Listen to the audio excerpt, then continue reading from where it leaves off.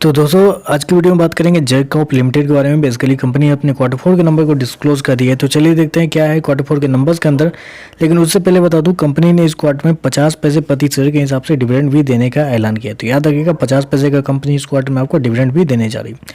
Data basically lakhs में दिया हुआ है, मैं आपको करोड़ में कन्वर्ट करके समझाता हूँ, ईजी होगा आपके लिए। पिछले क्वार्टर में कंपनी का रेवेन्यू 129 करोड़ के आसपास था, जो कंपनी ने ऑपरेशन के थ्रू जनरेट किए थे। पिछले साल 167 करोड़ के आसपास, जबकि अभी देखें तो कंपनी का रेवेन्यू गिर के 124 करोड़ के आसपास पे आ पहुंचा है। तो साल दर साल देखें तो साल दर साल कंपनी के रेवेन्यू के अंदर एक अच्छी खासी गिरावट आपको देखने को मिली। अप्रोक्सीमेटली 25% के आसपास की गिरावट है। वहीं अगर क्वार्टर जाते हैं तो क्वार्टर भी कंपनी के रेवेन्यू के अंदर ऑलमोस्ट 3% के आसपास की गिरावट है। तो क्वार्टर साल दर साल कंपनी का जो रेवेन्यू है वो आपको गिरता हुआ देखने को मिल रहा है इस क्वार्टर में। चलिए कंपनी के माफ कीजिएगा, पिछले क्वार्टर से अगर देखा जाए तो पिछले क्वार्टर से भी कंपनी के रेवेन्यू के अंदर 3% के आसपास की गिरावट है। एक्सपेंस की बात कर लेते हैं। पिछले क्वार्टर में कंपनी का एक्सपेंस 122 करोड़ के आसपास था, पिछले साल 161 करोड़, जबकि अभी देखें तो कंपनी का एक्सपेंस 116 करोड़ के आसपास है। तो एक्सपेंस के वाले जो फैक्टर है उसमें कंपनी ने बेहतरीन प्रदर्शन किया है। कंपनी ने इस क्वार्टर में खर्चे ज़्यादा नहीं किए हैं, खर्चे के ऊपर थोड़ा बहुत कंट्रोल किया है, जो कि एक बहुत अच्छी बात है, जिसकी वजह से कंपनी का जो प्रॉफिट है वो आपको इस क्वार्टर में बढ़ता हुआ देखने को मिल रहा है। लेकिन जस्ट बिकॉज मैं आपको पहले नेट प्रॉफिट बताता हूँ, उसके बाद देखते हैं क्या हुआ है। नेट प्रॉफिट की बात करें तो पिछले क्वार्टर में कंपनी का नेट प्रॉफिट 8.3 करोड़ के आसपास था। पिछले साल 17.5 करोड़ के आसपास का प्रॉफिट था, जबकि अभी कंपनी का जो प्रॉफिट है वो कंपनी लॉस में चली गई है। अप्रोक्सीमेटली 39 करोड़ का लॉस इस क्वार्टर में कंपनी को देखने को मिला है। तो कंपनी मुनाफे से घाटे में आ चुकी है। क्यों आई है मैं आपको समझाता हूँ, लेकिन पहले ईपीएस देख लेते हैं।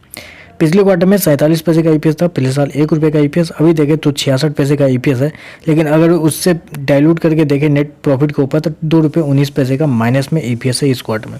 तो ये माइनस कहाँ से आ गया, ये क्या हो गया अचानक से, मैं आपको बताता हूँ। इस क्वार्टर में क्या हुआ है, कंपनी को एक्सेप्शनल आइटम में 51 करोड़ के आसपास का खर्चा हुआ है। जी हाँ, 51 करोड़ का कंपनी को लॉस लगा है एक्सेप्शनल आइटम के रूप में, जिसकी वजह से कंपनी का जो प्रॉफिट है वो लॉस में चली गई है। उससे पहले का प्रॉफिट देखें, यानी कि ऑपरेटिंग प्रॉफिट अगर देखें कंपनी का, पिछले क्वार्टर में 12.5 करोड़ के आसपास का प्रॉफिट था। पिछले साल देखें तो पिछले साल भी 12.7 करोड़ के आसपास, जबकि अभी देखें तो कंपनी का प्रॉफिट 16 करोड़ के आसपास है।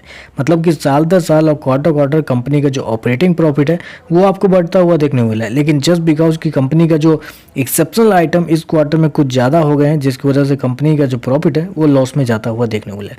तो बस एक सेंटीमेंट थोड़ा सा निगेटिव हुआ है, याद रखिएगा सेंटीमेंट थोड़ा सा निगेटिव हुआ है, क्योंकि ओवरऑल लोग नंबर देखते हैं कि हाँ क्या हुआ है, तो कंपनी घाटे में चली गई तो लोग बेच के भागना शुरू कर देते हैं। तो सेंटीमेंट नेगेटिव हुआ है। हाँ, कंपनी का रेवेन्यू भी थोड़ा गिरा हुआ है, तो वो भी एक नेगेटिव है, लेकिन इतना बड़ा नेगेटिव नहीं है जो देखने को दिख रहा है, क्योंकि एक्सेप्शनल आइटम ने सारा कुछ खेल को बिगाड़ दिया है। तो ओवरऑल देखें तो मेरे हिसाब से थोड़े से कमजोर नंबर है, लेकिन 4% से ज़्यादा की गिरावट आती है, तो यानी सेंटीमेंट की वजह से गिरावट आती है, और फिर उसके बाद अगले 1-2 दिनों में फिर से रिकवरी आपको देखने को मिल सकती है। तो बस आज के लिए बस इतना ही। वीडियो पसंद आए तो लाइक कीजिएगा, साथ चैनल को सब्सक्राइब जरूर कीजिएगा। धन्यवाद।